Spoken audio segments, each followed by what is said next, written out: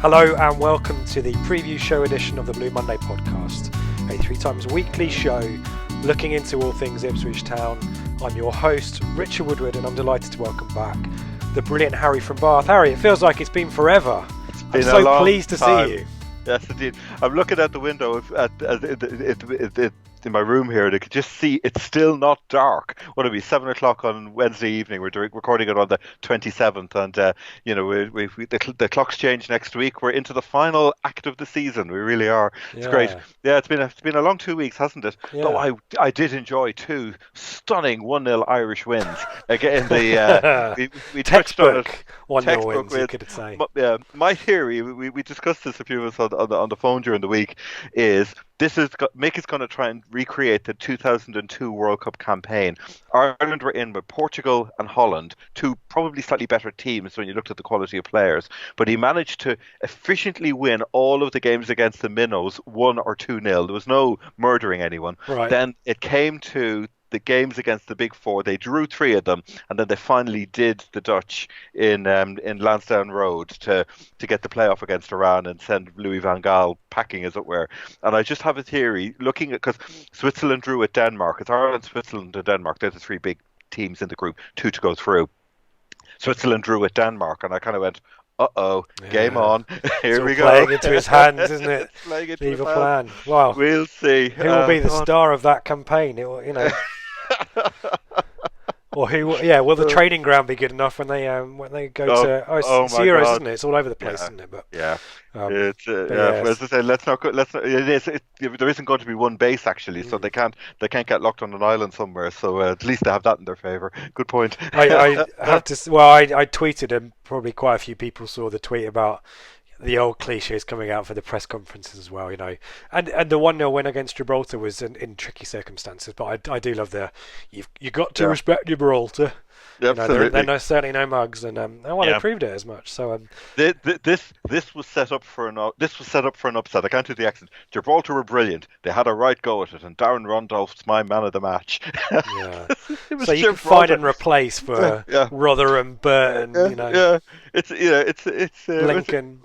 What was the line he said? It's supposed to be easy coming here, but you've seen it. It could well be, Mick, that you made it the way it was. Yeah. Jack Sargent, who started, plays for West Didbury and Chorlton in the North West Counties League, and Adam Priestley, I think it is, who he came on off the bench, plays for Ossett United in the Northern Premier League, Division 1 East. The thing is, it was how many shots did we have on target? It was something like the BBC had it at 4. No, Ireland didn't. That was the thing. They didn't have that many shots on target. It wasn't a game that they dominated. 63% possession, and there it is. But we'll see. Careful what you wish for, Island fans. They will be there. You can see them doing it. You really can. The tactic's got to be lobbing tennis balls onto the pitch, because that worked in the game. Who did they play? Was it Georgia? And who had scored? So you throw the tennis balls on, then you win a free kick, throw the tennis balls on. Distract everybody. Yeah. Brilliant tactic. Genius. And England, boring, but in a really good way. My lord. But I just can't get excited about it, Harry. Maybe it's the tournament thing. Maybe I have to wait for it to matter. But I'm not going to complain about the way England are playing at the moment, and Southgate doing all the right stuff as well. So lots to be excited about, and lots of young players coming through and all that. But let's not talk about the blooming internationals, because everyone's tuning in to chat ITFC. And let me take you back in time, Harry. It feels like forever. I need to say it. I was thinking about Alan Partridge this morning, and there's a bit where he makes friends with where. Is it Michael? Geordie Michael, who works in the BP garage, makes friends with a guy called Tex, who likes American things, and he goes off, and Alan ends up on his own, and Michael comes back and apologises, and Alan Partridge goes, "God, I've missed you." And it's exactly the same feeling when I saw your lovely face, Harry. Oh, God, I've missed you. We could talk about Nottingham Forest briefly, and then we'll talk about Hull. There's plenty of stuff to talk about Hull. But Forest, great performance. Probably should have won. Goals for Kwana, an own goal, Nolan own goal / Wagay got in there. And our favourite person, who's had a lot of airtime on the Blue Monday channel, it has to be said, Mr. Stroud, making a name for himself again. What do you recall from that Forest game, Harry? Well, as I say, I wasn't there. I followed. I've seen extended. I've had a video with really extended highlights. I don't know. I just feel he is error prone.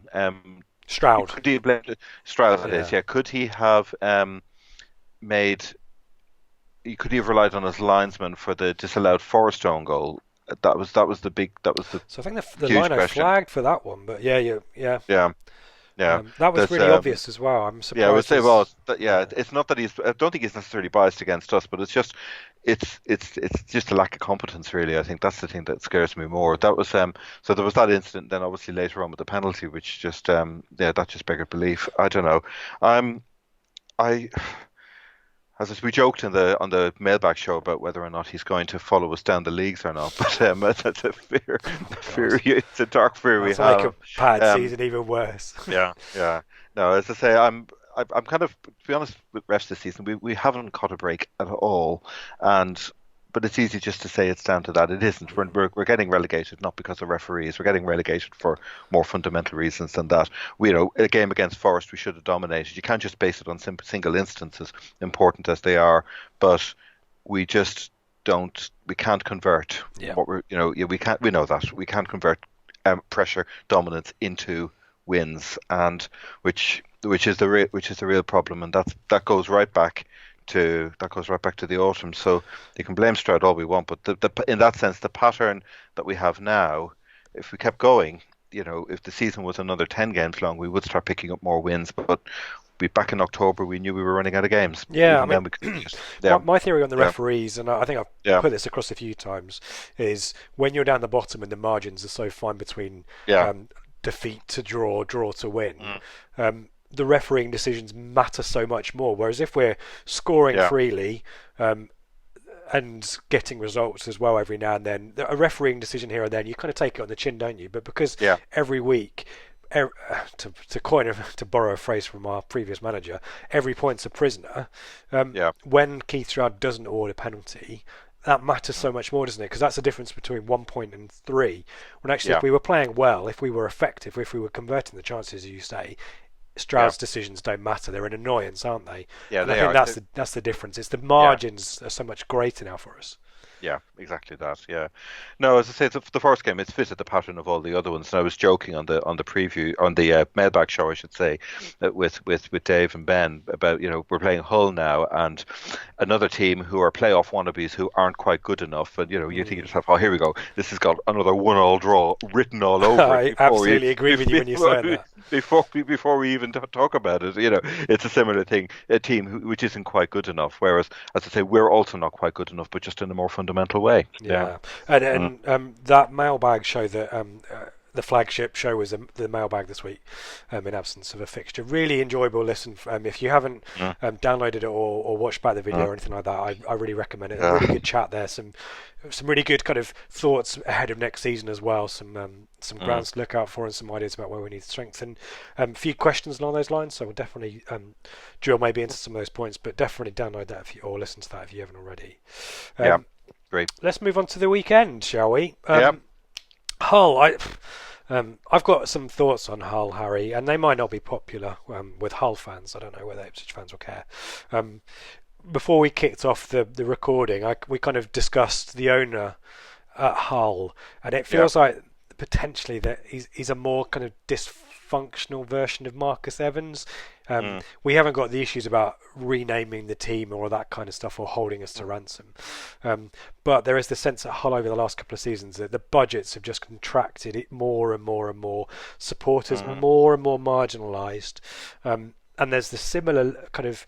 We'll come back to Atkins as well, who I just don't understand. I can't fathom how he's successful, but good luck to him. But a managerial appointment that's galvanised the supporters to maybe distract from the deficiencies of the owners. Any thoughts Mm. about whether I'm making a bit of a stretch there, or are there kind of strands of truth in that? Do you think? No, there are parallels. It's interesting. Listen to what the Hull fans are saying. They're less worried about this season because at the moment they're a classic mid-table team. They've nothing now to play for. beginning of the month they were 4 points off the playoffs, but they've picked up 1 point from the last three games. Particularly their away form. What is it? Something like defensively, they seem to fall apart on the road. 11 goals conceded in the last three away games, but they've really hope is a bit like with Bristol City. Hope has faded realistically for the playoffs, not just because of the results, but also when you look at the performances, they just think, look, if we did get into the playoffs, we just get battered. But so they're not confident from that point of view. But where your point really hits home is that they're really worried about next season. Okay. And some of the quotes, I dread to think what the team will be putting out next season. We'll be a million miles away from this season next year. A team with potentially, Jared Bowen, Marshall, Kamil Grzycki, Henriksen. Most important players are out of contract with the club missing extension. Many important players are out of contract with the club missing extension deadlines, and contracted players that will no doubt move on. That sounds familiar. It does, and Adkins is out of contract as well, as much as I may be a detractor.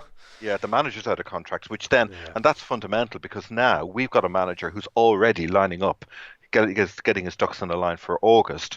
To leave your manager hanging, given that he has perceived to have done a good job at championship level, somebody else, he might think, okay, I polished my CV up nicely here. I'm ready for whatever comes next. It's reckless, I would argue, but that they are really, really worried, as I say, about next year, because it's that idea. You've got two types of owner: ones who throw irrational amounts of money at it, and then there are others who try and sweat the assets just a bit too much, if that makes sense. Yes, and I would say that Evans and the Alarms are both in that kind of camp. I mean, we've got a pretty lousy record against Hull of late. We'll talk about the 2-0 in a sec, but I was doing some digging, and do you remember the last game of the 2007-8 season, where I think we went to the last day with a shout of playoffs, and I think we beat them 1-0. I think Alan Lee possibly scored. We beat them 1-0. That sounds right. We haven't beaten them since that day, albeit they had a spell in the Premier League, didn't they? But we've lost 9 times and drawn 3 times. No wins since then. So it's a pretty lousy record we've got against them. We haven't played them a huge amount in our history, actually. I don't think it's probably about 30 times at most. And that sorry, go on. No, go ahead.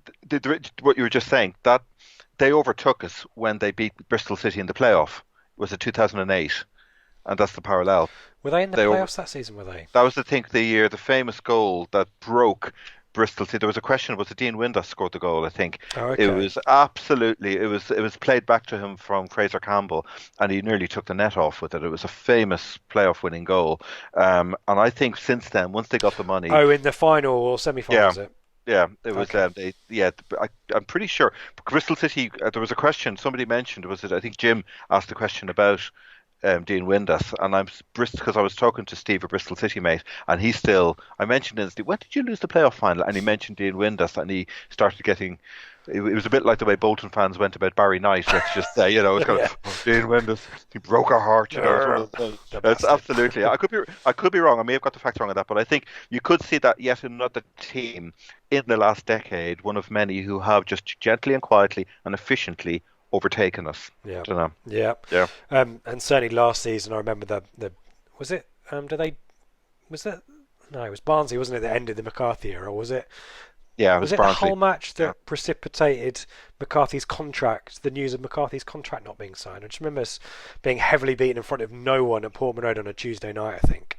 That was the game. Whether McCarthy's... Hull, if I'm not mistaken, was the game where McCarthy ring-fenced all the players around. That was it, a full time. And he won the dressing room but lost everybody else, so I put it. Which you mentioned on the mailbag show, didn't you? Yeah, it's an absolute truth that it was. I remember they got absolute pelters from the not just the North Stand, the whole ground, pretty much. That was when we recognised irretrievable breakdown had that really was come. The low ebb. Yeah. So moving it forward to this season, 15th of September. In Hull, 2-0 defeat. We were both there, weren't we? Yeah. And 2 things kind of stuck out for me. One was, I think that's when alarm bells started to ring for a lot of people that this season was going to be tough, and Paul Hurst might not be the man for the job. Yeah. But I also didn't think Hull were particularly good that day either. We just made mistakes. It was a mistake for Downs pretty early on I think he lost the ball in midfield and then was out of position chasing back, and then Spence in the second half. Gherkin was in goal as well, and that to me was kind of an alarm bells game. And for Hull, it's kind of similar to Norwich. Actually, the trajectory's kind of gone upwards from that point onwards. And Mr. Bowen, who we will talk to in great detail, scored that day, and he's been on great form, as have they ever since. They were down with us, weren't they? I think in the bottom 5 or so. That's right. They made a very poor start. Yeah, and suddenly off they went.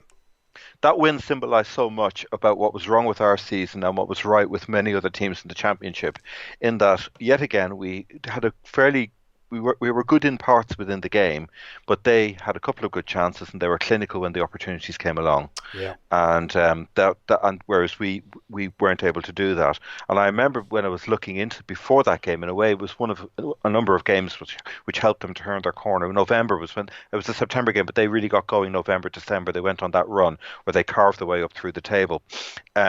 Previous to that, I think they'd lost to Nottingham Forest, and it was a similar game. They were playing like us, doing reasonably well, and a mistake let Forest score one, and then they scored another goal when Hull's heads fell.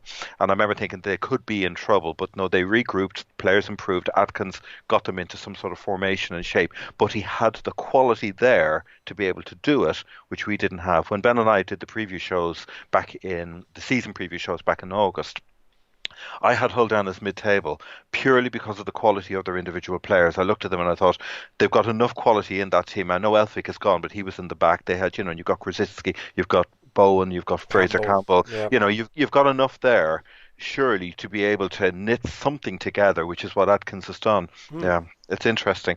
But that game was yet another in that pattern of 2-0s that really that's what's killed us. That is really what's killed us. And not even now. We're not being killed now. It was then that the damage was done. Yeah. Yeah, and it was it was the psychological kind of effect of losing to Hull, I think, because I think we just drawn with Norwich, had the international break, we came back, looked worse, didn't we? Having fought for a pretty decent point. John Walters, I think, played that game, started, and was so isolated as well. And you think a player as good as John Walters is just it wasn't connected to the rest of our team, was he? That's right. We were pushed back. And I think that's where maybe things started to disintegrate a little bit. Where should we start with the team? Because I think the goalkeeper we will have talked about before, David Marshall's pretty solid at this level. Yeah.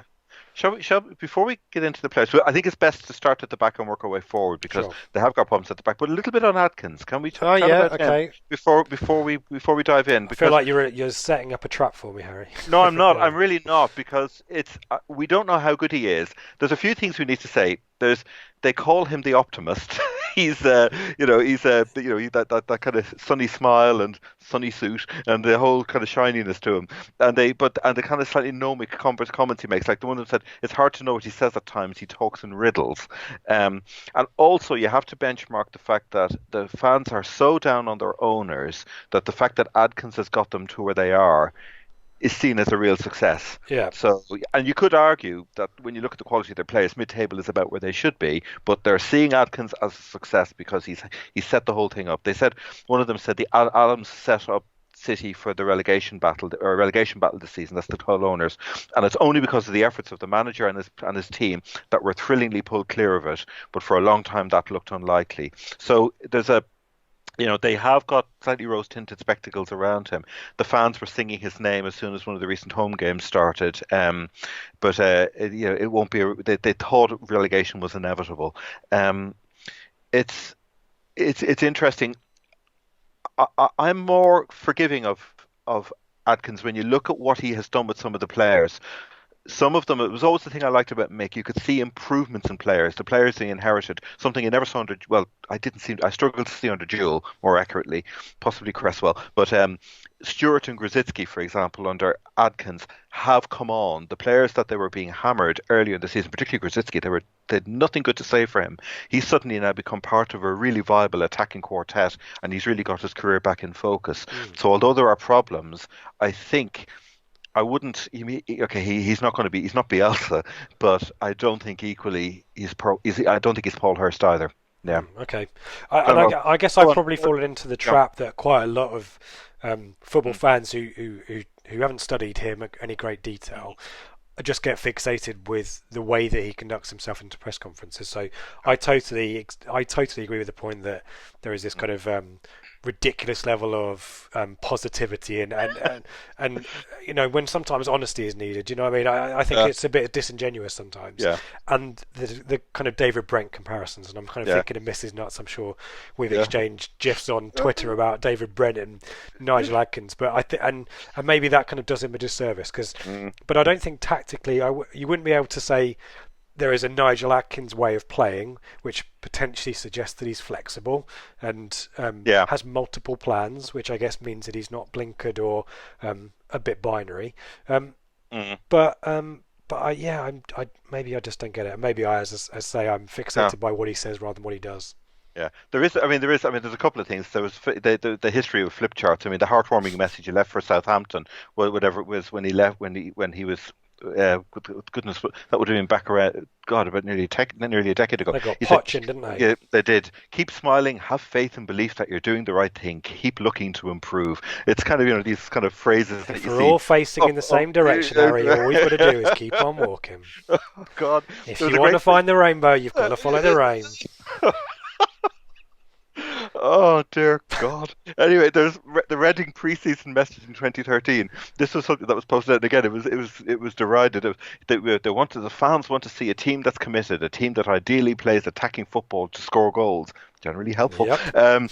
They know that the fans have a massive role to play. Their Reading supporters were the first to be given the number 13 shirt, to be the 13th man. That's how important the role is that they play. That was his preseason message in 2013. Well, I would have been in. Don't know about you, but I'm that there. totally committed.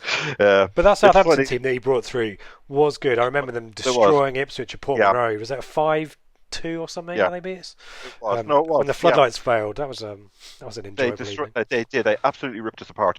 And interestingly, again, flicking it back to the owners, one Hull fan said, "I reckon the Allams did sign a bargain basement manager, but luckily he reverted to the Scunthorpe or Southampton form rather than the Reading or Sheffield United form, and for that they give Adkins immense I immense forgot credit." about Sheffield United because he couldn't get them Yeah. up from League One, could he? Oh, he couldn't. No, No. no, But sometimes no. it's about people, timing and places, isn't it? Yeah, Sometimes there's it just clicks, doesn't it? And I think probably for both yeah, him and Hull, I think if he was to leave Hull in the summer and chasing a bigger club or a bigger contract, I yeah, think it would backfire. yeah. But No, maybe I think I think that is his level, no question about that. Whether or not you could credit him, because given that Southampton produced so many youth players, I'm not sure necessarily whether he's a master of bringing the youth players through, because technically Reading haven't got a bad youth academy either. They've brought a lot of good players through over the years, and he didn't seem to work it there. It could have been that he was just in the right place at the right time. was And he Ricky didn't want to- Lambert an Adkins signing? Ricky Lambert was the man. He Yeah. destroyed. It was he in that 5-2 game. That was him. Yeah. Um, looking at looking at the overview of how the team are playing, there are. It's as I Is say. it a 4-4-1-1? It's yes. Two. The midfield has got two back and one, and they do. Okay. If they can, they like to play on the counter. So it's probably more that than a 4-3-3. If they get a goal ahead, looking at some of the recent highlights videos, they have preferred just to let the opposition come onto them and then bang, use the pace that they've got, particularly out wide, to kind of spring forward. But it's the classic four with the back three in the middle and one up front is the way they operate. There's a few thoughts. Away form, as I say, 11 goals conceded in the last three games, including 5 at Brentford. They played Norwich. Can we talk briefly? I'm not having a downer on Norwich, but they did have some insights on. They lost 3-2 at Carrow Road in the penultimate game before the break, On the telly, and they yeah. had on the telly, and they had some interesting comments about them. This was. This, as I say, it's genuinely not having a pop at Norwich, but there's food for thought here. They said they felt they didn't look great at the back, because Hull can get at teams. Their front quartet is up to scratch. That's not what's holding them back, it's the defence. But they said they didn't look great at the back, and they will struggle if they don't reinforce that defence in the Premier League. That was the first thing. And they also made a comment about Pookie, who I have in my team of the season.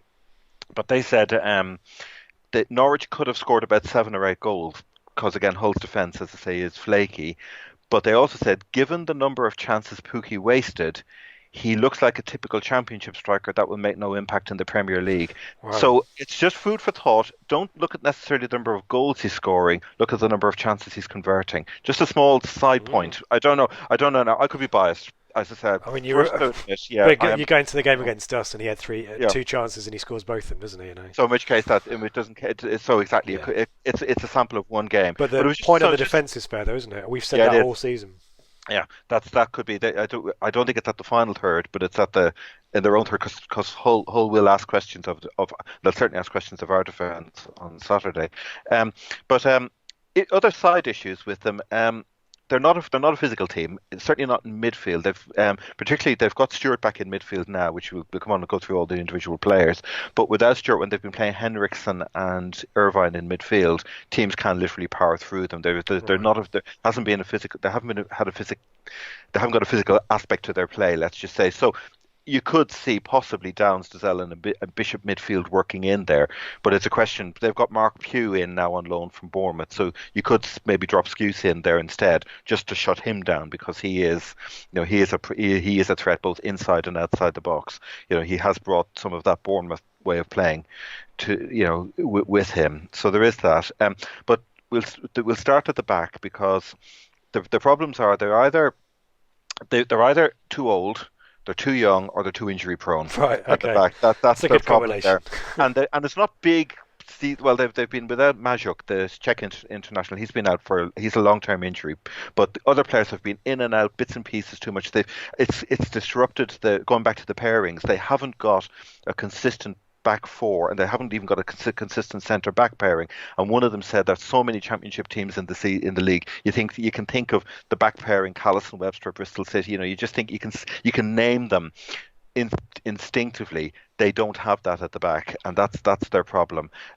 So one Uh, ever present that I'm seeing is Kingsley. Is he a left back?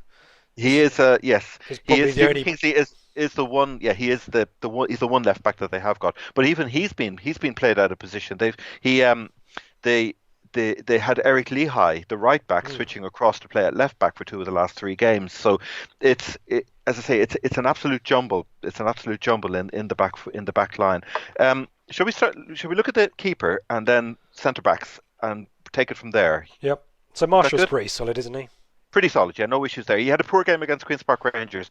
The game just before the international break, they were 2-0 up, and particularly the first goal was just he let it. It was a kind of a low shot by Scowen that came in, and he just let it go. I don't know whether he got his angles wrong or whether he thought that Wells was going to get a little touch on it, but that threw him, and the ball literally just went inside the. Inside, it was a shot from the right that just went in off his right post across to Hull's um, from Queens Park Rangers right. He should have saved it. But generally speaking, he is good. And given the chaos in the defence, he's 34, ex-Celtic, played for Norwich, of course, Hmm. Scotland international, and he's had good saves. He has the odd moment. The odd doesn't come from the occasional cross. But generally speaking, he organises the back. He adds composure, which is what they do need. So he's the one. He's one solid piece. The other good piece of the defence is Reece Burke. He was the 22-year-old guy they got in from, I think he came in the summer from West Ham, and he again he's one solid part of the jigsaw. Can he Up play against big, multiple positions? Because he played he can yeah full back and centre back. he can play full back and centre back, and this is the problem. Adkins is swapping them all over the place. I think when they at the start of the Queens Park Rangers game, if I've got my notes here, they were saying they thought that initially he was going to start at fullback. They thought that he had Mackenzie. They had Burke at right back and then Mackenzie as centre back. But then they flipped them over with Kingsley on the other side and Ridgewell, who we'll come on to in a minute. It's basically ask any Hull fan when the team is lined up. When they look at the back four, they're never certain where they're going to play Right. because Wow. that's the best way to sum it up probably. But as I say, the two strong pieces of the jigsaw, Marshall and Reece Burke, I would say. Burke is consistent, he's solid. Um, I think he needs to fill out. He's 22, but he's good in the air. He can bring the ball out well. He's a footballing centre half. He's turning into a cracking player. He could be worth a fortune if his form keeps improving. And again, he's one of those players yet again. And give Adkins credit. He has come on in leaps and bounds since the start of the season.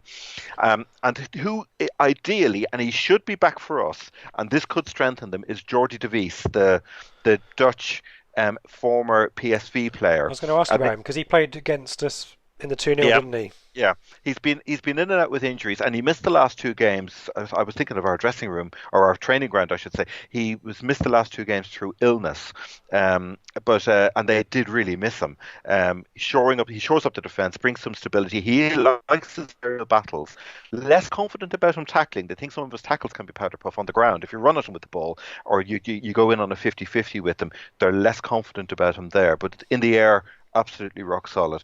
Has the odd ricken, a miss kick or a misplaced pass. I don't think it's quite as bad as the one we saw for Lloyd Kelly for Bristol, but he does have the odd moment. But again, he came in. Is he another one? If I'm not mistaken, he's having his first season in the Championship as well. Yeah, he came. He was a July signing. So again, I always go back to Norwich. Sometimes continental players need 2 seasons. The second season is when they really properly blossom. So that could be the case. That could really be the case with him. So Burke and DeVries, in theory, if they're playing, the centre of defence will shore up, and it'll give them some solidity. As I say, he missed 2 games through illness, and surely he can't still be ill after a 2-week international break. However, there's always hope that we could have Liam. We could have Liam Ridgewell. Oh, he's a favourite in my parts. Yeah, in my parts. That sounds wrong. Up in these parts in the Midlands. No, he's played all around the West Midlands. He's played Birmingham, West Brom, Villa, yeah. Villa. Yeah, he's played with a lot of them. That's right. He was a January signing. Yeah, he's the one who took a picture of himself wiping his ass with money, didn't he, on Twitter? That's him. Yeah. God, yes, I'd forgotten that. So that's all you need to think about. Brilliant call. That's a brilliant call. Anyway, he's did he go to the MLS? I think he might have gone to the MLS and came back, didn't he? He did indeed, and that's why he's back. He was on a free contract. He was a free agent signing. He was with the Portland Timbers, and he was there for a good number of years. One of them said 5 years, and that could be right actually. He was over there, but that has not helped. They've said MLS defending for 5 years won't have helped his game. No.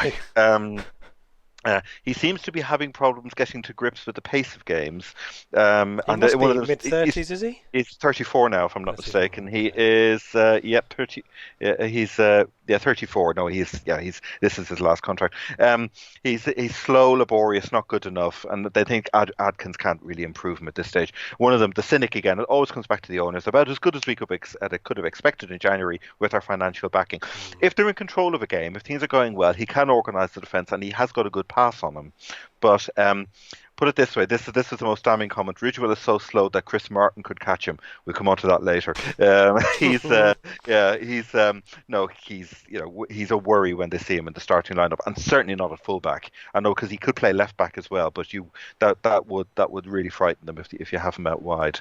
And the other player who is trying to work out whether they're fullbacks or some of the less well known players, because the way Adkins has been using them. There's another possibility he has played in a couple of recent games, which is Robbie McKenzie. He's a 20-year-old youth product, and he's come on. He started against Queen's Park Rangers, and he made a couple of appearances earlier. He played against Derby, against Rotherham, and we played in the 5-1 against Brentford, and was then taken out of the firing line. He's a 20-year-old He can play right back. He had a really tough game against Queen's Park Rangers by Eze. Eberechi Eze gave him a bit of a schooling, let's just say. Lightweight, his distribution is shocking, over more than 5 yards. One of them said, injuries and a gruel-thin squad has accelerated his promotion. You wouldn't normally put him in there. I don't think you'd chuck a 20-year-old in if you had a choice, would you? Yeah, you wouldn't know, and particularly not without having a Tommy Elphick or having a Luke Chambers or having somebody there to say, look, mate, I've got your back. Don't worry. I'll coach you. I'll coach you through the game, as it were. So they're the plan B. If you see McKenzie, if you see Ridgewell anywhere near the back line, fingers crossed. Fingers crossed. Yeah. Looking at the fullbacks, the strongest one, Adkins, I should say, and they criticise Adkins for doing this. He can be a little bit of a tinker man, but maybe he's had no choice. Eric Lehigh, who we've known years. He's a proper no-nonsense fullback. He's defensively solid. Don't expect a lot from him going forward, but he's dependable. Plays both And they could sides, isn't he? he does play both sides, exactly that. And he can even play in as a centre back as well. And possibly, what's he, 30 now? You could see him possibly drifting in there. But Mm. diplomatically, and Forest fans have said this as well about him, he's not a fullback who overlaps and get crosses in, but he will shut down a flank for you. And I guess putting him at left back behind a player like Rosicki, a winger, who isn't always the best at coming back, that actually means, well, at least you're sort of mitigating the risk on one flank, if that Yeah, makes good shout. sense. Yeah, yeah. But one of them said he does not repeat, does not lose 50-50s. That sums them up really. But they couldn't understand when they were 2-0 up against Queen's Park Rangers, because Adkins, again, he doesn't make many substitutions. And against QPR, if I'm not mistaken, I think he only brought one player on. He brought on Chris Martin for Fraser Campbell. Otherwise, he left the team when they were 2-0 up. That baffled them, because you would have thought when you're 2-0 up, particularly when they get it back to 2-1, Chuck on Shut up Lehigh, shop or whatever. Yeah. shut the thing down. Mick Oh would have yeah. started him. He would have. The strongest left back, and he has again been in and out of the team, is Stephen Kingsley. As I say, it's all over the place. Now he was taken. He was another one who was dropped after the 5-1 defeat. Which was about 6 games ago against Brentford, when Brentford absolutely ripped them apart. Kingsley was again taken out of the firing line. Ex Falkirk and Swansea. He is probably he would be the natural left back, but he does make them nervous. He's a very good attacking fullback, and he does act as a really good foil for Grosicki going forward. But defensively, they really worry about him. Going forward, he can create uncertainty in opposition backlines with his overlapping, etc., etc. But he loses the ball in dangerous areas, not for the first time. They said he's had some stinkers, and he does get roasted if he gets isolated one-on-one with a quickie. Someone No. like, if Edwards has his tail up, he could actually, let's run at this guy. Mm. They said, and actually this is true, he got away with a few errors against Ipswich back in September. He was the one player, I looked through that matchday thread, and he was the one player that they came away thinking, well, we won the game 2-0, but Kingsley, Got Amber away with Light, one please. there. Yeah, he Yeah. got away with there. It might be one for Town fans at the game again to think about. However, the defensive criticism stands admiring his man rather than closing him down, giving him far too much space. And one of them said, I thought Kingsley might have turned a corner. Seemingly, it's the wrong corner, which isn't great. It's they're very worried. Todd Kane is the other option, Chelsea loanee, and this is another one of these, like Thomas Callis. He's had 8 loan spells in various places. He's popped up in Preston, Blackburn, Forest, and I think last season he was spent some time at Oxford. He's been all over the place. He's an interesting one. One of them, this was a very elegant way of describing it. He struggles against high intensity opponents with his touch. The 2 games where he has been heavily criticised have been against Norwich, where he played at right back, and also against Leeds sometime a few months back, when again he really lost his composure. He wasn't able to. He needs time on the ball, and against either of those teams, you're not going to get it. Oh, especially One of the, Leeds. Yeah. yeah, one of them against Norwich said that he had the first touch of a dry stone wall. That's how they put it. It was really quite damning. He was a disaster against Leeds in October. As a fullback isolated, they say he slows a lot of passing moves down, dwelling on the ball with far too many touches. He doesn't seem capable of one-touch football. He's tenacious. He has lots of energy, and he doesn't hide. They're the positives about him. But there seems to be a question mark about him in a game. If you go out with again, I'm not saying we necessarily have the kit to find him out, but that's how you do find him out, if you press him intensely, etc. Yeah, there's one interesting aside. One of them said, which I didn't say when we were in the overview looking at the team. They said that strangely, Hull are a team which press better in the final third than in their own third. And we'll come on to that when we look at the strikers. They're very high octane in the final third of the field. You've got players like Campbell, who will, Milinkovic, when he comes Campbell off the bench, really they hard can in the shut 2, players didn't down. he? Yeah. Yeah, he does. That's what they do. They worry, they disrupt, they unsettle defenders. But once you break that press and get through, then you've got this glorious back line to come, to say hello to, and that's where they are vulnerable. But Kane is an interesting one on that he does struggle, particularly when if you're in a game which is played at a very high or very intense tempo. So how will they line up at the back? You've got Marshall probably, DeVries. I would say DeVries and looking through the team, probably Reece Burke would be the other one in centre back. Probably you would see, if everyone's fit, you'd have Lehigh possibly again out of position at right back, and who you put at left back then, because Probably Kingsley, I think. probably I would have thought Kingsley if he's up to it. And again, they might think, oh well, it's Ipswich, maybe we Adkins can say, well, Or maybe Kane will, yeah, maybe Kane will get the yeah, nod then, and Lehigh will move over. he'll flip over. It'll be interesting. Yeah. But that's the weak. That's the weak end of the field. Things get more substantial as we go to the particularly the attacking quartet.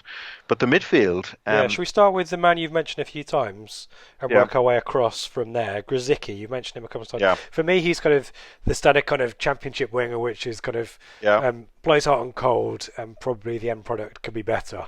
Otherwise, he'd yeah, be playing in the Premier League if he was any good. Is that yeah. fair, or am I being a No, bit it's a fair harsh? comment. No, it's everything we say about wingers every week, actually. If he made the right choices consistently, and this is quite damning, actually, he said, if he made the right choices consistently, he would be the player he thinks he is. Which is, ouch. Poland international, ex-Legia Warsaw. He's got a good back. We played for Rennes in the French first division. He's got a good set His, piece on him, isn't he? yeah, Have I made that up? he does. No, he does. He does try and create things. But somebody diplomatically said it seems that he will never fall into the finisher category. I think he's got something like 5 goals this season, which is it's something like that. It's not when you look at what's going on the other wing. He's right-footed, if I'm not mistaken. He's very one-footed. Again, Adkins likes to use inverted wingers. So you've got Right. Bowen and his dangerous left foot on the right wing, and you've got Krasicki and his dangerous right foot on the left wing. Yeah, so they slice in. But he has improved. They were damning of him, and I don't think he was a regular in the team back in September. Whereas No, he's he now didn't play against us.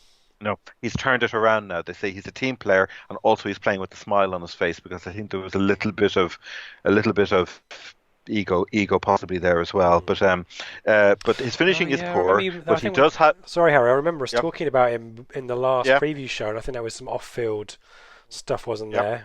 I'm trying to recall back, but I can't. But I might have to go and listen back. But there was definitely some Yeah. off-the-field stuff there, and some ego issues. You say Yeah. so. Obviously, He's Atkins has yeah. swung it around. He sorted it. No, he has turned it around. But he is. It sounds to me they said if they're expecting, he's one of the players they're expecting to lose, and if he does go, he'll probably go to an upper championship team. That's their expectation, rather than necessarily going into the Premier League. They just don't think he's there. But as I say, particularly with his one-footedness and his lack of a finish, whereas as I say, Bowen has got he can play with both feet, though he is primarily left-footed, but he also blimey, can he finish? Briefly, his understudy. I think that this is where all the kind of the poor attitude has ended up. David Milinkovic, who they brought in. Now Milinkovic was joined them back in. He was another one who joined in July. He was on loan last season at Hearts. I'll mention him briefly because he is a very likely bench option. He does typify their approach of closing down better in the last third, particularly coming off the bench with 20 minutes to go. You have a guy like this coming on. He goes herring all around the pitch, out of position, closing players down, and he is rebuilding his game. But they hoped he was going to be a like-for-like replacement for Grzycki, but one of them said he was a risky replacement signing. The idea being you sell Grzycki, you bring in Milinkovic, and on you go. Yeah, I know some of them. Headless chicken is the worst, but I don't think he's that bad. That's the worst comment that was made about him. He's had to rebuild his season. He did 2 silly things. One, he managed to get a straight red card for dissent, playing for the under-23s against West Brom in November. That's impressive, isn't it? That is impressive. How you get a straight red card for dissent? I found myself when I was reading, thinking, what did he say? Exactly What right. did he Yeah. say? Exactly. And the other one, which was probably again, this is a cardinal sin in this country. He was dropped from the squad for the Norwich game in November for turning up late. Okay. Discipline. That's discipline. That is Professionalism is, yeah, and that's what I want. yeah, exactly, yeah. So question around match fitness, not necessarily a criticism of him, but just because of his lack of game time. They think he's good for half an hour. When they've started him, he tires pretty quickly. That's why they think off the bench. Makes a good effort. Tricky. He's got fancy footwork. It makes a good and looks good in his substitute appearances. He strikes me as a classic bench option. He really does. So him probably for Grzycki. Let's save Jared Bowen till the end, shall we? We can go back to him because we can move nicely into the midfielders because occasionally Adkins will play Jackson Irvine on the left. He has done that. He's more to me. He's more of a box to box attacking-ish kind of midfielder, but he is left-sided, as it were. So you could drop him in there. And the issue with him, he's brilliant in the air. He's ubiquitous. He runs all around the place. He wins all his headers. He battles hard. The question mark over, he played one lovely through ball actually for For in the the goal, Queen's wasn't Park it? Rangers. Didn't Yeah, it he? was. That was. Oh, he scored in Yeah, that the was 2-0, it. didn't he? He did. He Against did. us. He did. He's a workhorse, never stops. But in physical games, he struggles. As one of them said, if we're relying on him to tackle for us, I fear for us, is how they put it. And that was the problem when him and Hendrickson were playing in midfield together. You put them up against a team like Rotherham against Millwall, and they'll just steam through them. They just don't have the it The doesn't have presence. it doesn't have the presence, exactly that. But he has played on the wing. He's nowhere near as dynamic as Rosicki. He's more like a left-sided midfielder, but who can still cause problems out there. But they like him. They did lose him for the Asia Cup as well, so he dropped out because of Australia International, so he was gone for that. Okay. But he will play. I'm certain of that because of Henriksen's injury. They said that it's an area they felt they could have strengthened in the summer. They've only got four, or in January, I should say. They only have four starting central midfielders really to choose from who would just or of substance. The one who will partner Irvine sitting in front of the back four is Kevin Stewart. Yep. Now Stewart, Spurs youth product, came through Liverpool. Never, don't think he ever did. He even play for Liverpool? I'm not even sure he did. But he's the he didn't. Well, he didn't. He wasn't. He certainly didn't get established there. But he has again. Adkins gets credit here. He's playing the holding role. He's the defensive pivot, is how they describe him. And one of them said it's good to see Stewart developing into the player we thought we had bought. So the number of times he broke up play against Norwich was amazing. It was kind of like a Horatio on the bridge thing. I think Norwich were just coming at them in waves, but Stewart was the one person who was repelling quite a lot of their attacks. And they said he was instrumental in their improved form since November. A colossus in central midfield, a solid pivot at the base. Someone like George Thorne you think of when you listen to the way they describe him. Nothing goes through him when he anchors the midfield. He runs his blood to water. Interceptions, reading of the game are excellent. Adkins gets credit for turning into a proper player. So they, big hats off to him. So you've got him and Irvine, and sitting behind, they'll sit behind Mark Pugh, who came in. They said, and one of them actually said with the January, they did very little business in the January window. Pugh and Ridgewell came in, and Tommy Elphick was recalled by Aston Villa, the centre back, and then obviously we got Will Keane. That was the only other move. But one of them said when contemplating January signings, remember that for every Pugh there is a Ridgewell. So Ridgewell was the bad news. Pugh is the good news. He's been playing him in behind the striker in a central attacking role in front of at the point of the. They like him. They really like him. They said great pedigree, it's an interesting. Yeah, he's got a great pedigree. He came Shrewsbury, Hereford, and then all those years at Bournemouth. He's a loan signing from Bournemouth. He's 31. I so thought you might maybe think I'm confusing with somebody who played through Leeds, but yeah, my fault. No. Pugh. I remember him coming through under the Eddie Howe era. He was one of those because Howe was very good. Oh, he's one of the ever presence, isn't he? Through the divisions. He was one of those as they came up through. He was one of the ones could spot lower league gems. Howe was very good at that. There was a really good assessment of him here. Actually, one of them said he's a player who gives us all with a good step over and a Cruyff turn. He's mainly right-footed, but plays on the left. Again, that's the way if he's going to play anywhere, he will play off his favourite foot, cutting in. He provides a goal threat from the inside and outside the area. He's a decent finisher. He works his backside off, and he has a great attitude. He definitely makes us tick better in midfield.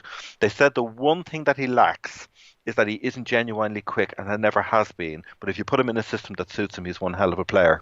So he's that type of player in that role who can suddenly make Bowen, Grosicki and Fraser Campbell all 20% better, if you know what I mean. Was he the one who scored that? I forget who it was against. Opening day of the season, I think. An absolute barnstorming goal right in the top corner. I think he might have been against Arsenal. I'm going to have to look that up later on. Sorry, Harry. That was just an aside thought. I think he scored an absolute thronker for Bournemouth. I can't remember. Hopefully someone will tweet in or correct me, but I'll look that up. But he's got a powerful shot in him, I think. Yeah, he does.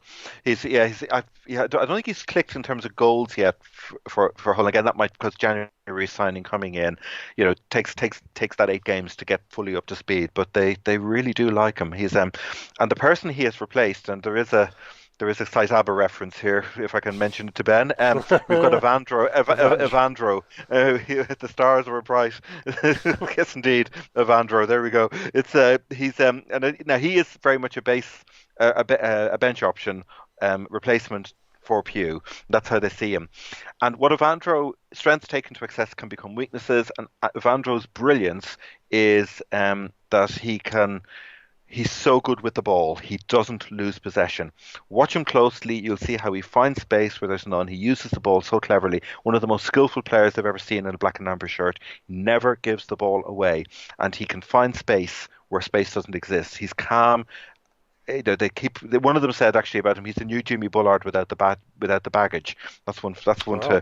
That's one to go through the filter beds. Have a think about that. But that's what they like about him. However, when he's on the pitch, you need a grafter in the middle to complement him. For them, putting Hendrickson, Irvine, and Evandro in the midfield would just be an absolute nightmare. It would be and proper anxiety dream. Yeah. Yeah, they said if the midfield is dominated or if it isn't an open game, he ends up wandering around aimlessly, which is kind of a memorable image anyway. So, as I say, but now with Pew now in situ, Evandro is somebody you can always bring on to unlock a defence. It's given, Pew has suddenly freed up all sorts of interesting options for Adkins in midfield. But he would be, again, like Milinkovic, he would be a bench option without question. Yeah. Should we talk the strikers and then come back to Bowen? We've got to end on Bowen, haven't we? We've got to end on Bowen because he is, MVP and all that. he's and all the rest of it. No, he would, he'd walk into everyone's team of the season. So we'll start with let's run through I'll pick the order. Let's do the fringe player first. Nuha Dicko, I should say, who played ex-Wolves player. Yep. He's had one substitute appearance against Millwall in the last 8 games. Adkins threw him on. It was a strike partnership of Dicko and Chris Martin at the end of that game, which didn't fill the fans with great excitement because he is athletic and he is physical and he is a robust type of striker. But something has gone wrong here with him. It hasn't worked out. When you have the likes of Dicko coming on to turn a game, you're up the creek without a paddle. They feel he suited to a front two and a big man, little man combination. But when he came on against Millwall, they were pretty damning. He can finish and make defensive work, but his recent cameo was a huge disappointment. He ambled around the pitch in a pretty aimless manner and hardly put a challenge in. His total contribution was one good wide run and a header. There was one incident they talked about where the ball was rolling and it wasn't going out of play, but Dicko decided it was going out of play. Oh, this is from the matchday thread, and they just hammered him for that. Any other player, you just go for it, and you just don't know. It's a free ball basically, and off you go. That's something's not quite right there. Fraser Campbell will probably lead the line. Yeah. Really hard worker, isn't he? My opinion has turned around on him because he was injury prone for so long, when he came through at United was a really big prospect. Got quite a high value move to Hull, wasn't it, when they were in the Premier League, but just got constantly injured. Appears to have kind of, similar to McGoldrick maybe, he's kind of found a run of form. But works really hard, scores goals. I think he's probably got 10 or 11 goals, I think it is. It's 11. He's the second highest after Bowen. So he's pretty regular. It was Sunderland as well that he was at, wasn't it, before he Hull, I think. I'm trying to remember. It was, if I got the right order, it was Sunderland, then he went to Cardiff for a bit, and he went to Palace for a bit as well. Okay, yeah. So there's a bit of a circuitous route there. Yeah. But working hard, isn't he? I think he's added that to his game recently. He has. A more selfless player, maybe in his older age. It's funny, Hull fans don't talk about his finishing. They almost take it for granted, but it's the selfless running. That's the thing they love. Apparently he caught Tim Krul at one stage in the Norwich game. He unsettled him, and a player like that he will ask questions of a defence. I've written down in brackets here, I would worry about Toto up against him. He will need protecting because you could see a player like Campbell, the second Toto gets the ball, Campbell being on him like a rash, just to try and unsettle him. Savvy, isn't he, as well, Campbell? He is, yeah. Maybe not even to dispossess Toto, but to force an erroneous pass to one of the others who could then do the damage, as it were. Right. They call him the king of niggle. He ruffles feathers, harasses defenders. The downside is what we were talking about in inverse, actually, what happened to Walters. He can end up too isolated up front, and he does need somebody. He needs somebody to play off him, as it were. But they really do love him. In contrast to Chris Martin, who's still there. Yeah. Did he make his debut for Hull against us? Did he come off the bench in the 2-0 game? Is he on loan there, or have they signed him now? No, he is on loan. Where to begin? This is they really, He's not getting any quicker, is he? No, he's not getting any quicker, to say the least. Maybe getting more physical though, but that may be a. Yeah. This was yeah, that could be exactly that could that may not be fitness related. He's no, to be fair, having seen him in some recent highlights videos, he has been he's certainly body tone. He doesn't look the way he looked at Derby, put it that way. With the famous Just Eat shirt on him, he doesn't look as rotund, being blunt. But there is an issue around his pace. I'll read this out. This was after a Villa game which happened a couple of months back, not long back from the Villa game. Martin was dire. I've never seen a worse frontman in a City shirt in recent years. He could have made Aaron McLean look like Messi. He didn't jump for headers or make runs. He was knackered, holding onto the goalpost, trying to catch his breath at the end. And this was after not doing much running. They say about him, he's supposed to be a burly centre forward who wins headers and brings others into play, but he has done none of this. He's second to most headers. Sometimes he's not even in the same frame as the ball. He has the turning circuit of a large boat. I hear he's a finisher, but he has missed sitters. His lack of pace means he can't attack crosses the way Fraser Campbell can, and his lack of mobility means he doesn't make runs to either offer an outlet or to press defenders. He does have differing qualities like holding the ball up and winning it in the air, but his first touch is poor, and the guy just never seems to jump. The thing is, I've never seen Martin as being brilliant necessarily in the air. He's more like a Fellaini type of winning the ball on his chest, bringing it down, and then feeding others in. So I'd give him a pass on that. But on everything else, the lack of pace. Oh yeah, there is one slightly. I do have to check who the ref is. He's technically good with his feet and has a great ability at drawing fouls and penalties. And somebody, I haven't fact checked this, but they said one Hull fan said he's won 3 penalties for them so far. Yeah, right. So he's the king of, I think, winning the ball and then falling over when waiting for the defender to come back through him or whatever. But it feels like maybe there's an application thing there, because I think he's had quite a few low moves, hasn't he? And he didn't come out of the Sunderland Till I Die documentary very well. I think he had a move to Sunderland lined up on loan and then kind of let them down at the 11th hour. But he'll score against us when he'll come off the bench and do something, won't he? You could see it just happening against us. Yeah, he's only scored 2 goals for them this season. One of them could describe, I mean, the sarcasm, they said goal machine Martin, the diplomatic comment was he's a bit of a Marmite player, but he's really, they have completely written him off. They don't trust him, basically, I think is the bottom line. And I think it's a combination of possibly, how old is he actually? Just to check, he's early 30s. He's 30 now, so he still has a few years on him. They hope Campbell will sign another contract. They want to keep him, and given his age, because he's in his early 30s as well, it could well be that could be the right move for him to stay there for, because he's not going to go into the Premier League if the owners can pony up enough money. They would keep him. The one player though that they are definitely resigned to losing is Mr. Bowen. With his 21 goals and 37 appearances from midfield. Yeah. Not just that, though. It's 35 in 2 seasons. This is what they were saying. He's proved he isn't a one-season wonder. And they say opponents are running scared of him. One of them said, this is an interesting one, he's being hailed as the English Arjen Robben. Now, that's an interesting, I think as a comparator in terms of style of play, you can see where they're coming from. Obviously, he's not at that level. But some of them have said that the comparisons with James Maddison, different role. That fits better for me. That level. But scores all types of goals, doesn't he? And I think Dave said this on the Mailbag show. He'll score from everywhere, from outside the box, inside the box as well. It's just one of those seasons where it feels so much like Maddison's season for Norwich last year. Yeah, he's what about the thing is, I was looking through all the highlights videos of the recent games, and I was kind of saying, don't show him on his left foot, and then I was saying, or on his right, or any foot, just don't show him. Shut him down. Shut him down. Sit on him. Employ somebody literally just to physically sit on him, or sort of just to get rid of him. And actually, that's relevant because there is a way you can't stop him in a strange way. Hull fans said that Derby and Blackburn took a similar approach to shutting him down with the same outcome.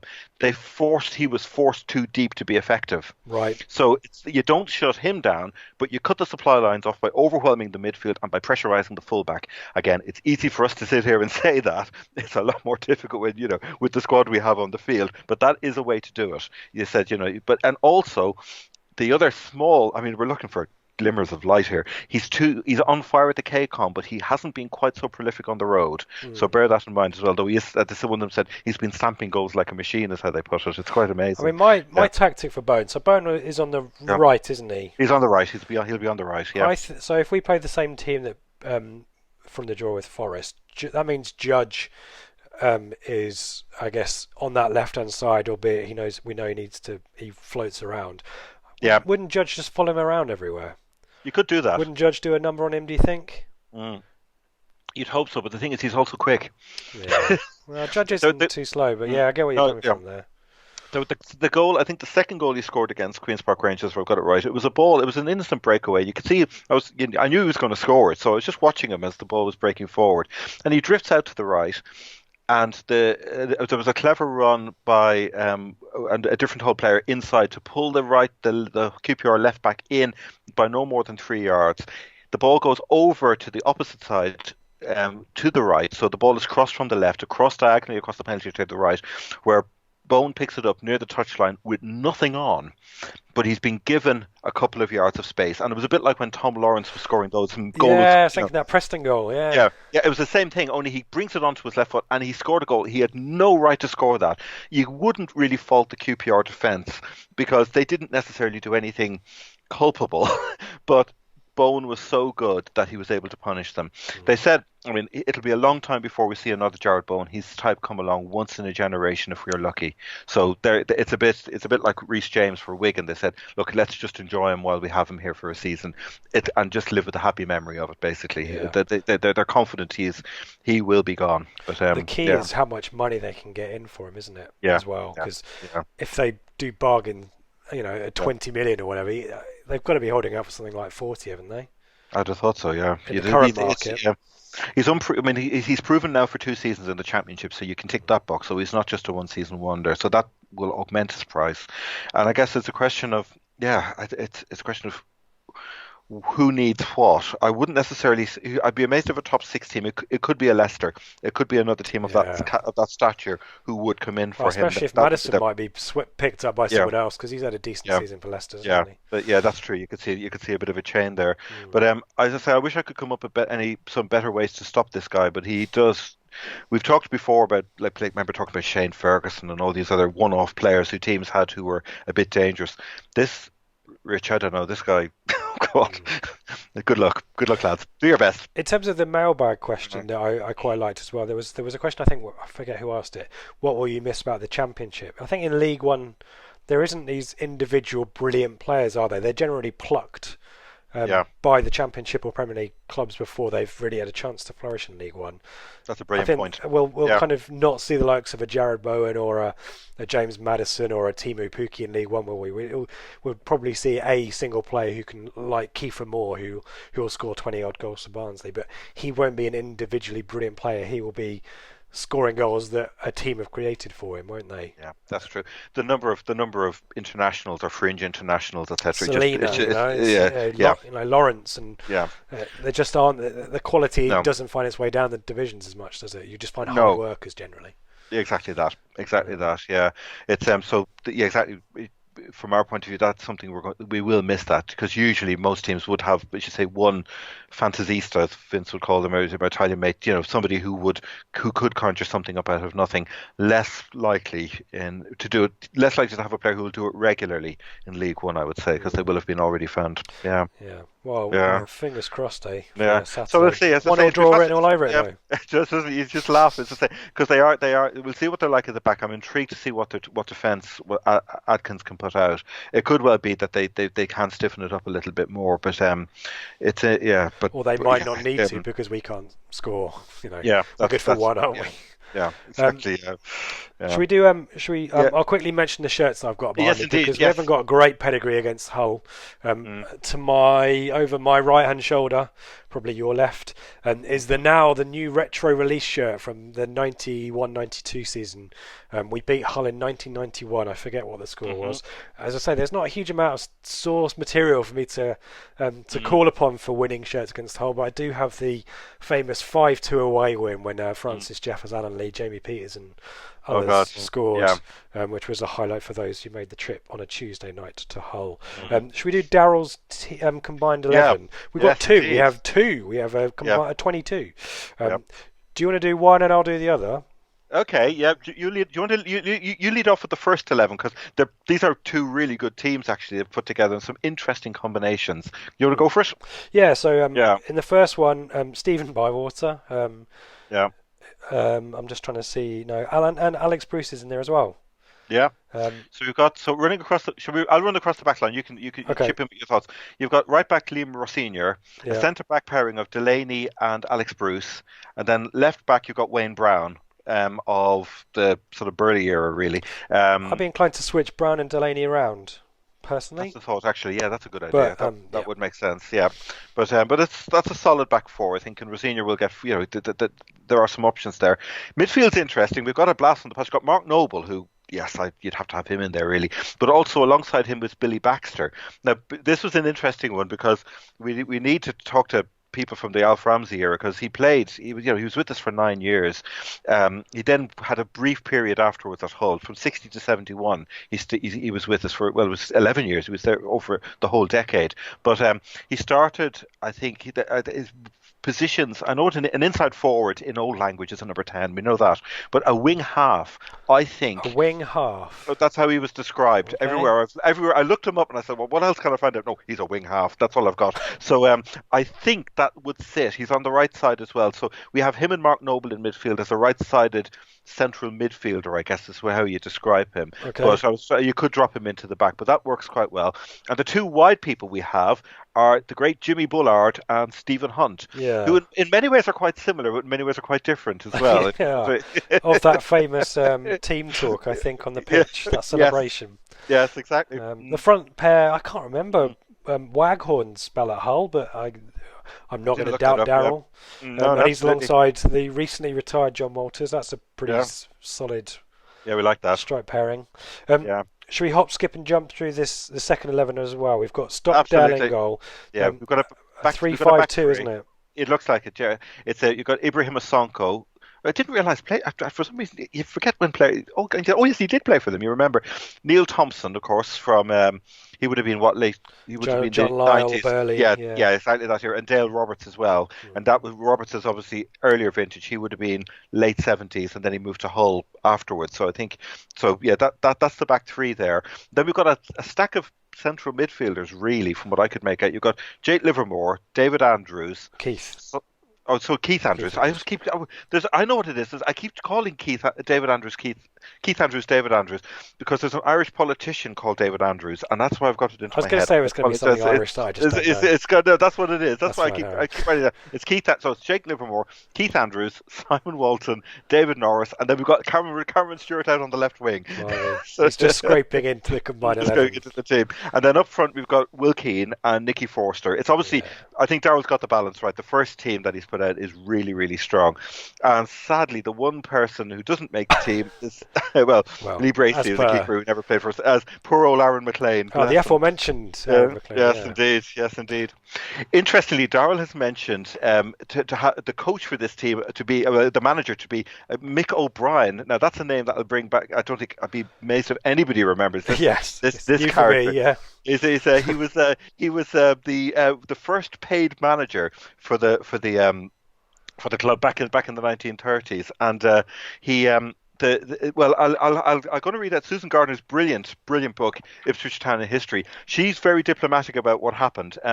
Remember, we're not a club that sacks managers. We never in a hurry. But O'Brien seemed to get drummed out of the club fairly quickly.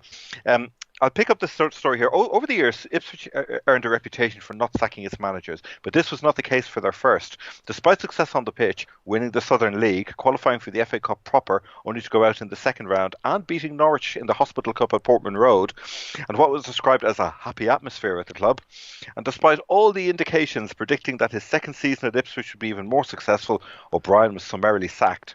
Ivan Cobbold released a terse statement that betrayed a certain ruthlessness that has rarely been associated with the Cobbold family, but this appears to have risen to the surface from time to time. The statement read, O'Brien is no longer anything whatever to do with Ipswich Town FC. I suppose in due course a new secretary manager will be appointed, but the board will be in no hurry. I'm confident that we will carry on for the time being. The players are absolutely happy, and this is not going to upset them at all. And there you Wow. go. Wow, So, there to you be go. fair, there's Was it? What was the Susan, phrase? Not anything whatsoever to do with Ipswich Town anymore. yes, indeed. It said, O'Brien will have nothing. Will no longer.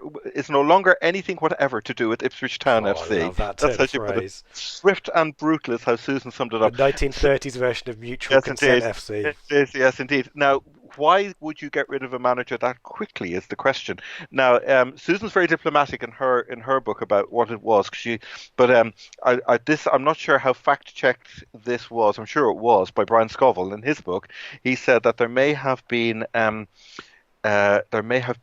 problems of a how can I put it, gross professional misconduct, and not necessarily to do with anybody in the club, but possibly related to somebody employed or the wife of somebody employed in the chain of pubs, and we shall draw a line under it at that. There you So go. anyway, indeed, so that was what happened there. Scandal. Scandal, indeed, yes. If anybody has any further information, we would be interested. Yes. I think Susan handled it brilliantly, to be honest, in So her notes. 90 years on, if you've yeah. So there we go. So that's look what you've started, Nick Daryl. I hope you're O'Brien. pleased with yourself. Yeah, indeed. Some scandalous Yeah, gossip. yeah. Should we do some questions, Harry? Or By all means, let's go first. so where do I start here? Sam Chapman, poor old Sam Chapman. Come on, mate. Which game do you both think will be the one that confirms the relegation? My guess is that it will be the Preston game, which is on Good Friday, which is very fitting. I quite like the kind of poetic kind of styling of Ipswich being relegated on Good Friday, only for Bolton to go have a points deduction and then for our relegation to be rescinded on Easter Monday, maybe. Rise from the dead. Yeah. Well, I wrote a note here saying, well, if we're not safe by Swansea, I think we might struggle. I think it's. I've got it. For some reason, I've got Birmingham in my head, but I could be wrong. But that's. I think it'll be quite early, won't it? Because I think Rotherham and Reading are all winning at the moment, whereas we're not. Yeah. So I think about the turn of April, I think is probably the countdown begins properly. Blue Soaps. I don't know if I think Stat tweeted this a few weeks back. Will we score 3 or more goals this season? We have a long-standing record of not failing to score more than 3 times in a match. Have I said that correctly? I might have got my No, you're spot on, because right. there was that came we went under to the last day, didn't we? And last game, home game under Mick, I think we almost did it. Yeah. I don't know. Well, hopefully we'll get some wins, won't we? And we hope to get some wins, but I'm not confident on that one at all. I really wouldn't be seeing us scoring 3 goals. That would be wonderful. No, actually, we have scored 3 goals at home. At home. Yes, at home, but it's not. Yes, Swansea we got them, but that was bonkers. Yeah. Let's a question from Zach Cunnell. Do you think we will struggle to compete financially in League One, or will Evans try to get back up at the first time of asking? I know you guys talked about finances and wage bills, particularly in League One. Do you think that Evans is going to try and do it on the cheap, as we've talked about already, or do you think he'll go for it one season and then, if it doesn't happen, the budget will then be reined in? I don't know. I don't know if you know, Rich. That's anyone's guess. I hope it's going to have to be reduced anyway. We know that because of the loss of the TV money. But that's the $64,000 question. It really is. It really is. I don't know the answer. Out, won't we? And I think this, it sounds weird to say it, but the season ticket price I think is a factor in that as well. I think if we're going to go for it, I think the season tickets will be probably a bit cheaper to encourage people to fill the ground. Whereas if I think the prices are basically the same, I think it's about squeezing as much out of it as possible. Maybe I'm reading the wrong things into that, but I think it'll be very difficult for us to shed money off the wage bill. And as Dave said on the brilliant mailbag show, there will be some tough decisions made off the field. I think that. That's to try and make sure the money is on the pitch, if that makes sense. Yeah, that's when Dave said that really struck home. Actually, that it's not that the players, they're on high salaries and it's a very precarious life, but it's the people behind the scenes. They're the ones you genuinely worry about, actually, because that's they're playing by different rules, and that is hard. That really is hard. Yeah. On a related theme about next season, Arthur Pickthorne, am I wrong to be very confident about our chances of bouncing straight back next season? And why do we need to sign a gnarly midfielder player when we have actual technically talented players? Hughes and Ward can bring experience when fit. Well, when or if fit. we've got another question from my mate Seb about gnarly players. So maybe let's park the midfield bit. But Yeah. confidence about next season, does it grow because we're starting to play a bit better? If Judge signs, I guess that builds confidence. But what's your thinking about next season, Harry? Do you have that confidence? I'm apprehensive. He's right. Arthur's right. It could be because Dave and I are probably on the same page with this. I'm just apprehensive about bouncing straight back up and storming the league, etc. You're totally right to be confident. As I say, I could be just a little bit too cynical. My fear is we're not being narrowly relegated here, and for example, the thoughts of an opening game against a newly promoted Lincoln would concentrate my thinking. There's going to be there's going to be some pretty good teams playing above themselves in the top quarter of the table, no question about that. And that's what we're going to be up against. It's more that than anything else. I don't think we're going to struggle in any shape or form. But I guess I'm just trying to temper people's expectations. But that could be just me. Yeah. I think Arthur's totally right to be confident. You've got to go into it optimistic and say, right, let's just go for this. He's quite right in that sense. But I'm just worried.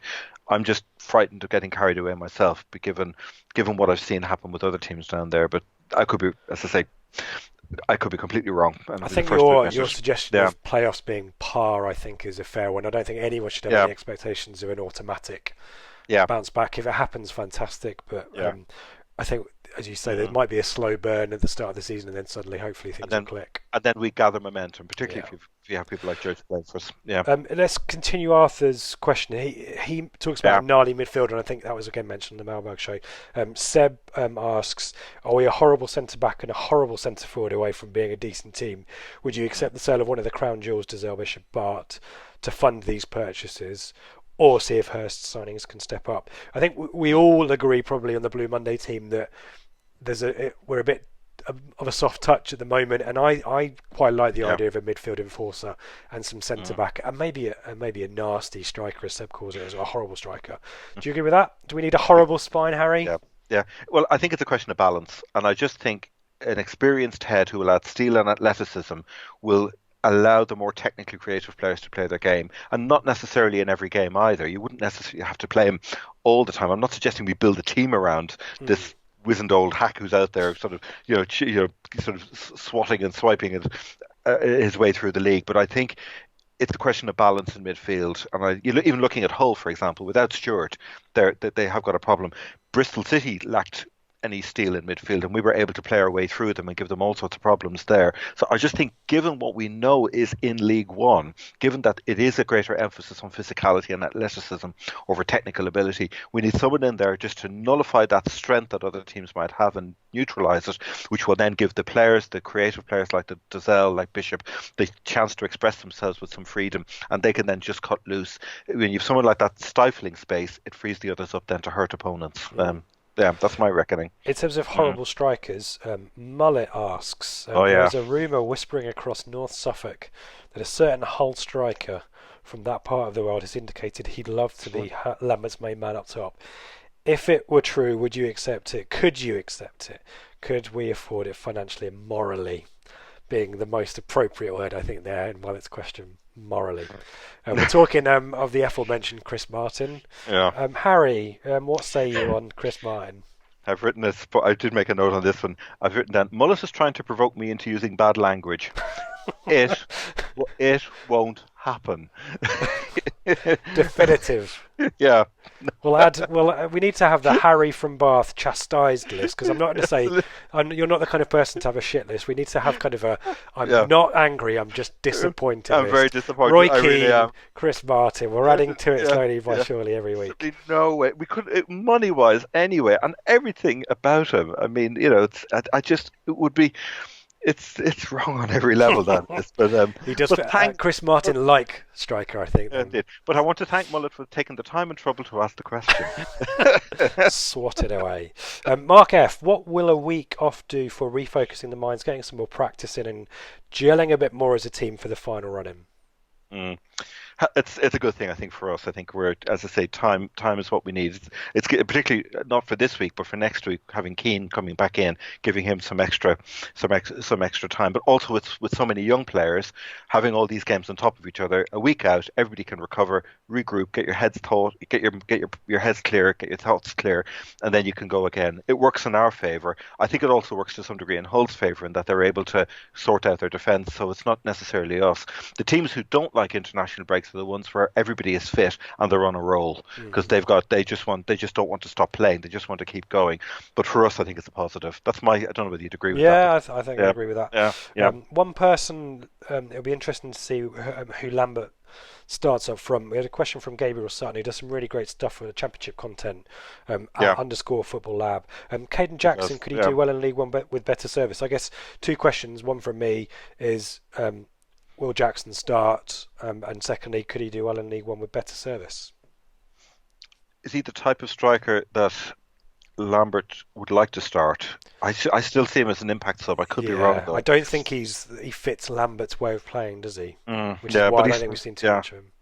But I think he would be still. But he's a very effective piece of kit to have in your squad going into League One. No question about that. And the backup 4-4-2 that if we're chasing a game. Exactly that. He can play off a striker if Keane is getting in amongst the defence and he just needs somebody to work off him because he can finish. We've seen moments of real class from him, but we just haven't seen enough of them. So it could well be going back to the old building combinations thing. A whole season of him combining with the others regularly in that final third of the pitch gives us the momentum then hopefully the following season if we do go back up. Yeah. Super Friends, 8 games left now. How many points will we get? How many games will we win? Yeah. He reckons we'll double our wins tally for the season and get 3 more. Thoughts on our chances? I mean, we've got a range of games, haven't we? We're playing kind of lower table. Yeah. We've got Bolton, haven't we? Then mid-table teams like Birmingham, Swansea, and then Sheffield United and Leeds. Yeah, it starts easier and it gets worse as it goes on. I have to say, finishing particularly with those two at the end. I think Bolton and Birmingham to me look the most winnable. It depends how the Blues react to the points deduction. Yeah. They'll take it. They're on a bad run at the moment as well, aren't they? Yeah, they are. Outside bets for wins are Swansea. It'd be bizarre if we did the double on one team. That would be just nonsense. Another 3-2 would be nice, wouldn't it? Hull is an outside bet. Brentford, depending on what they do, they can be a bit of a curate's egg, but that would be an outside bet. I've got us down. If Will Keane is back and firing, we're looking at, to me, 12 to 14 points out of those games. Without him, it's probably nearer to 9 to 11, sort of 10 pointish. But it's in that range. I think we will pick up some points. I think two wins looks very achievable. 3 would be fantastic. Yeah. Benjamin Aurier, which players would make your championship team of the season, or alternative, who's been your championship player of the season? We must quickly plug Ben's video. Ben's picked his championship team of the season. Have you got players or player that you would call out, apart from obviously Bowen? Yeah, Ben. I remember when he did it, and we were chatting about it beforehand. I've kind of put my own team together, which is broadly very similar to Ben's, I have to say. But but the team I put together had Randolph as Ben did. I then slightly different defence. I went with James, Callis, Higazi, and Stevens across the back. Bowen and Hernandez out wide, and then I had Phillips, Grealish, and Norwood in the midfield, and Pookie up front. Honourable mentions to Webster, Lolly, Buendia and McGinn. My player of the season is an unlikely one because everyone's going to go for the usual suspects, and that's Reece James at Wigan, because I think is the one player who could properly break through into the international team and have a long-term career there. He has got the potential, 30, 40, 50 England caps, no question at all to me. I was so impressed with him at Wigan. I really was. I just thought, blimey, this kid can play anywhere. He's an absolute natural. But there you go. That's my answer. Yeah, I don't what think about you? Where are you? I haven't got a team, but you can't look too much past Hernandez. I quite like Norwood, actually. I've been a long-standing fan of Ollie Norwood. Lovely. It's great to see him doing well for Sheffield United. You've got to give it to Pookie, haven't you? Although we've maybe raised some doubts on Pookie. And I also like John McGinn and Grealish, but that's Villa. That's maybe some Villa Hart leading head there. Let's end with Simon's late question, Portman Ginge. Harry is stood. I'm going to slightly tweak this question. Harry is stood Yeah. in a corridor and a fire starts. There's no accusations as to who started said fire. To his right is Roy Keane. To his left is Keith Stroud. In the middle is Chris Martin. Oh no! Who do you save, Harry, apart from yourself? You've only got one person that you can cradle in your Okay. arms like a baby. But you Who give me is options getting now. saved? Right. Well, I was thinking initially I didn't realise Chris Martin was thrown in as an option. I've lobbed him in. That's a late change from Right. me. Well, that gives me options. You see, Martin, you can work him two ways. He's either going to be an obstruction to stop you getting out of the fire. That's the negative way. The other option is that you could actually throw him onto the fire and put the fire out, because that could just on sheer volume that might work in your favour. No offence, but that's taken the Martin. There's no way he's going to. No, he's not going anywhere. No. And I was thinking probably difficult one this, but I would probably go for Keith Stroud, because I reckon that Keane could probably put the fire out simply through the dark forces of his imagination. He's the kind of guy who he can control fire. Yeah. He can control fire exactly through sheer willpower. As I say, we don't know Dark Lord. what forces we're dealing with exactly. So that's my answer on that one. Brilliant question. Well, Keith Stroud's the only one you could probably actually pick up, because he's like a small child, isn't he? Yeah. There you go. I've actually got one more question to lob into the mix. It's just come to me. Okay. Which we might. Well, I'll ask it, and we'll see how we get on. Bristol City's new badge. How has that gone down locally, Harry? The Norwich City-esque Bristol City badge. No, they don't like it. They really don't like it. It's I haven't There's had no suspension bridge in it, which I know has upset a few people. That is absolutely true. They just think it's been designed by a committee. They really don't like it. They think it's very corporate, isn't it? Yeah, yes, that was one person said that. Another chap who came in during the week said glib and facetious was how he put it. He said it's horrible. And he said it's exercised them more than any poor run that Lee Johnson could take the team on. Put it that way. They really don't like it. They just feel it's what was the phrase? One of them said, "It speaks to me of nothing." That was the comment he made. Yeah, it's really bland, isn't it? Yeah, they don't like it at all. So it's and I saw Brentford tweet about it, just thinking that everybody seems to be nicking the idea of having a roundel as your as a team crest. I don't know who came up with it, but mind you, it's not as good as the Leeds one. That was my favourite one. That was remember with the fist. You know, it was kind of, I mean, they reminded me of a salute from past times that we wouldn't want to dwell on too much. No. But that was really unfortunate. But they had the good sense to pull back. It seems that Bristol just went away and did it, and then presented it as a fait accompli, which I think is really not wise. That's the other thing with our crest, which I love. That came from the fans. It came through a lovely process, and it's one that I'm deeply proud of. But I haven't seen anywhere that there was any fan involvement in the process. But their Twitter account, or there did some Twitter videos which suggested that their fans had bought into it. But I suspect probably, could you say that you like it, please? Note to football clubs: get your fans involved in designing your badge, for God's sake. Yeah, agree. Anyway, Harry, brilliant work as always on Hull. Cheers, Rich. Thank you as well. Always enjoyable to chat through that. Do you want to give us your plugs, where your Twitter is and where your blogs are? Friday lunchtime, notes with formations and highlights will go up on TWTD, and it can be found on @HarryFromBath. That's my Twitter feed. Any content that goes up on TWTD or any things we do on Blue Monday, they'll always be linked on there. Brilliant stuff. Brilliant. You can find the channel at Blue Monday ITFC, and you can find me at Ipswich. Ben's got a load of great content on there, championship content, stuff with Kieran Maguire, stuff about the team of the year, reactions. He's doing quite a lot of these reactions videos as well.